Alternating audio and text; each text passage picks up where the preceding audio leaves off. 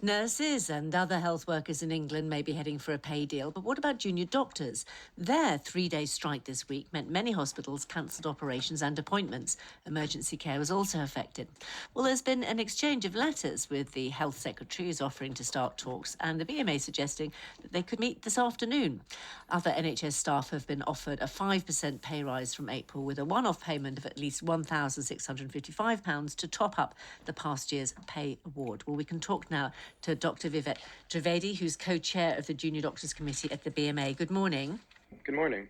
Are you encouraged by what looks like there will be a resolution for other NHS staff? It's promising that Steve Barclay is willing to have talks with these other unions, but I support my colleagues in other healthcare sectors on their plight for full pay restoration, just as that's what doctors are striving to for ourselves. So it's disappointing that it's taken strike action to have meaningful discussion, but it's promising that they're able to move forward, and I only hope we're able to do that in our own dispute.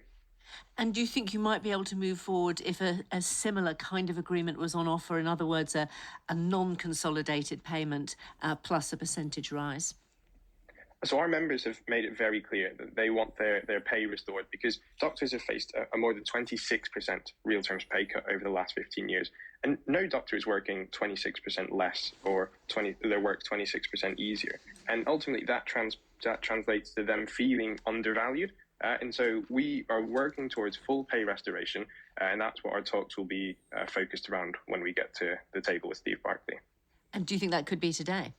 Have you heard anything? I hope so. Our position has been that we're open to talk in good faith, meaningfully, at any time. We'd been willing to talk months ago. Our formal dispute started over 150 days ago.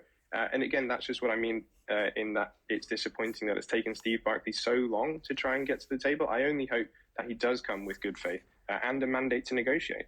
And do you think, you suggested this afternoon, is this afternoon going to happen?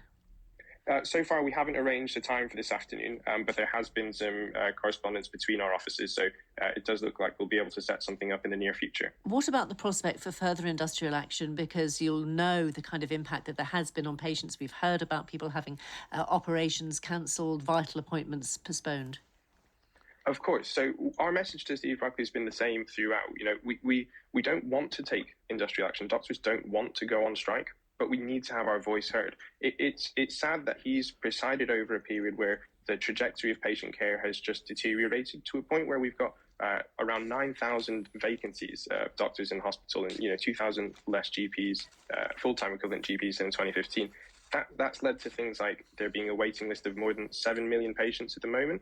And we can't let this continue. We need to do something to address this. And we know that pay is a big factor. And for most, the only driving factor to help keep retention to try and solve the workforce crisis. So if Steve Barclay doesn't come to the table in a meaningful way that we can work towards putting a credible offer to our members, then we do, of course, reserve the right to call for industrial action. But I do hope that he does come meaningfully. You'll have heard the government's arguments that they have put more money into the NHS, more than that had been planned, but they have a balance to strike, and that's trying to keep or to get inflation down, because that hits everybody's pay pockets if prices are too high.